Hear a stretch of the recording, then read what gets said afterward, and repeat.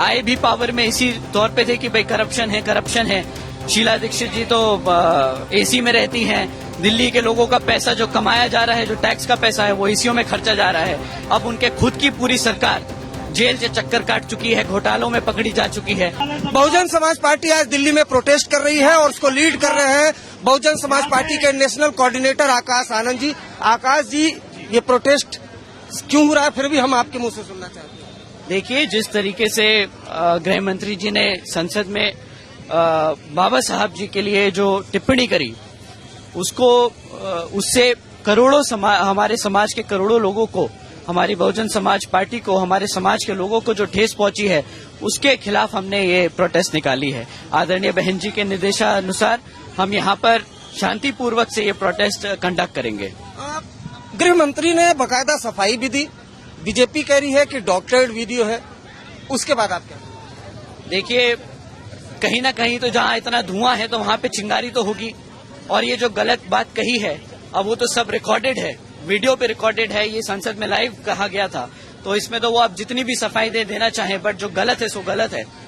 आपने social media पर, मैंने देखा, आज एक पोस्ट किया है, ये नीला फैशन वाला, किस पर अटैक है, जरा आप बताइए। अब देखिए जरा, नीले में तो सभी पहन के आजकल घूम रहे हैं। पहले छोटे छोटे नेताओं को बढ़ाया गया कि भाई वो नीला पटका पहन ले, बाबा साहब को नेता बना ले, पर अब तो बड़ी पार्टियां भी शामिल हो गई इसमें, चाहे वो राहुल गांधी जी हो या प्रियंका गांधी जी हो।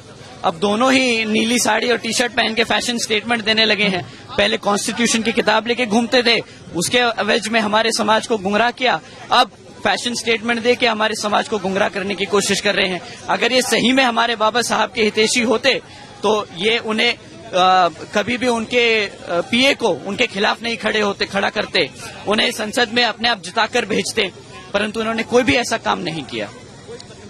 एक अटैक आपने अरविंद केजरीवाल पर भी किया हो, तो दिल्ली में एक के बाद एक योजनाएं लेकर आ रहे हैं, अटैक आपने केजरीवाल पर भी किया। देखिए, वो तो आए भी पावर में इसी तौर पे थे कि भाई करप्शन है।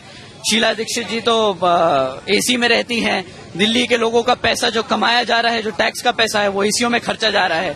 अब उनके खुद की पूरी सरकार जेल से चक्कर काट चुकी है, घोटालों में पकड़ी जा चुकी है। अब उनके पास कोई जवाब तो है नहीं, लोगों के लिए काम करने के लिए उनके पास कोई वो वक्त तो बचा नहीं।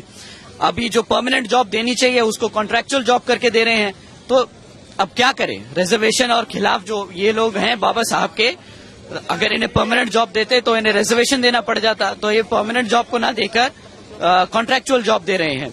तो ये अब इससे बड़ा और कौन विरोधी हो सकता है बाबा साहब का। आज ये जो प्रोटेस्ट है, अब ये बीएसपी ये लड़ाई कहाँ तक लेकर जाएगी, कैसे मानेगी? अमित शाह क्या ऐसा करें कि बहुजन समाज पार्टी, आकाश आनंद, मायावती जी माने, संतुष्ट हो? देखिए, वो अपने शब्द वापस लें इस चीज के लिए जो उन्होंने कहा।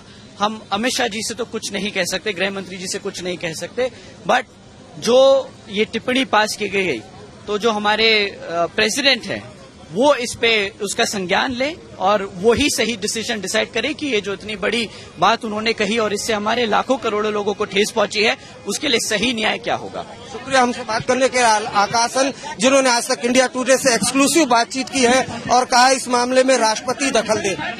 कैमरामैन कुंज बिहारी के साथ अरविंद ओझा, दिल्ली।